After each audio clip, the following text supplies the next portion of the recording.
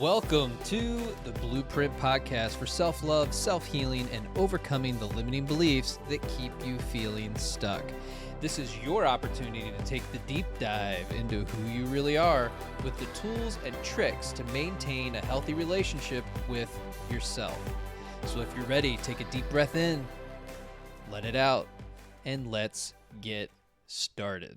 Welcome to the Blueprint Podcast. My name is Jason Smith, and today is all about love and attachment. All we need is love, right?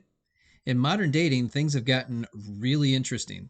I recently scanned the dating apps and saw a lot of familiar faces. I very quickly deleted the apps because that style of connection doesn't really resonate with me and never has. As I've done the inner work and took the deep dive into personal development and relationship dynamics, I quickly had a realization that changed the way I viewed starting relationships. Or rather, it brought me back to my goals, values, and standards for a relationship with me and what that actually looks like. I was a teenager in the late 1900s, and we did things like talk on the phone and had to wait a week to see each other with no conversation in between. Can you imagine? Not having any connection from the time you set a date to the time you had the date? That's unheard of today. Instead, we text 24/7, we have whole conversations, all while creating the meaning behind those messages inside of our own heads. You don't even know this person yet. It gives you a false sense of intimacy and closeness, but it's built off of your own emotions and meaning.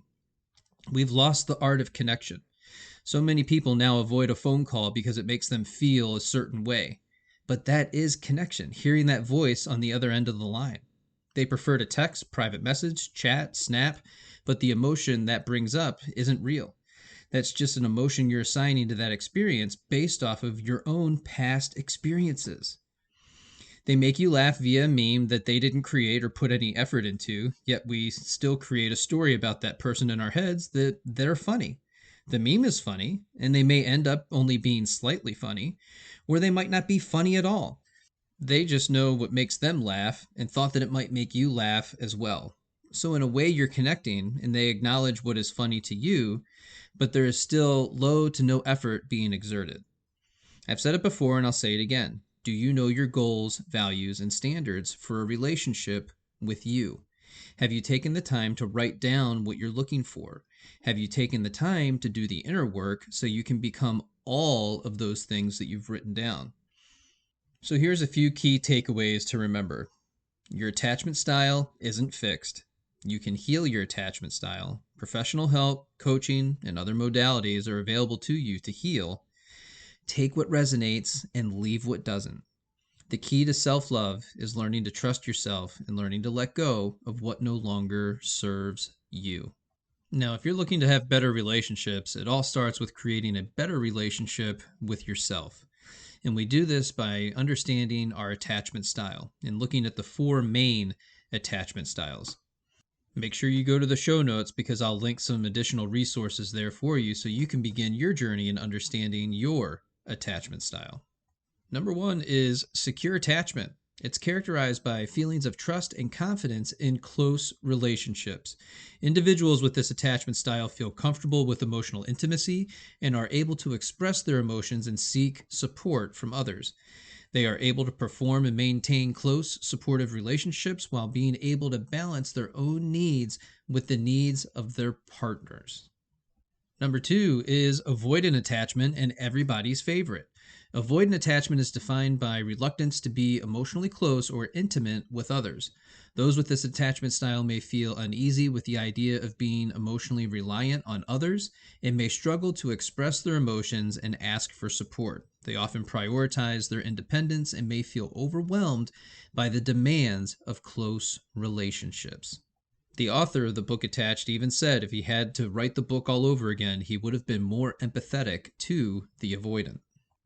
And a little food for thought for modern dating. Are they actually avoidant, or have we just moved into a hyper-independent society which leads us down that path of avoidance? Number three is an anxious attachment style.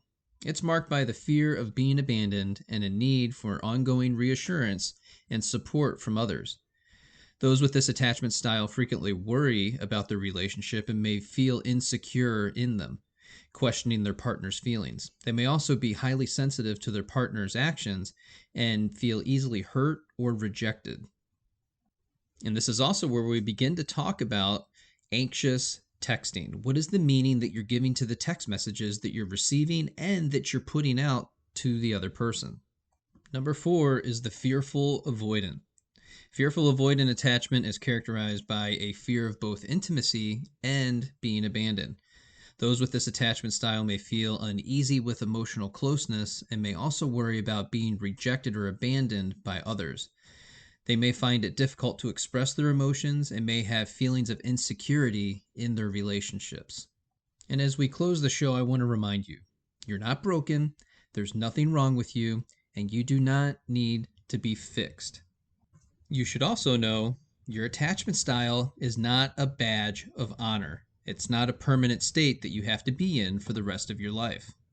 If it resonates with you and it's available to you, you can go to therapy, coaching, inner healing, personal development, shadow work. You can use pattern interrupts, somatic breath work, cold plunging, meditation, and more importantly, start focusing on the words that you use with yourself daily. What is the story that you're telling yourself about yourself?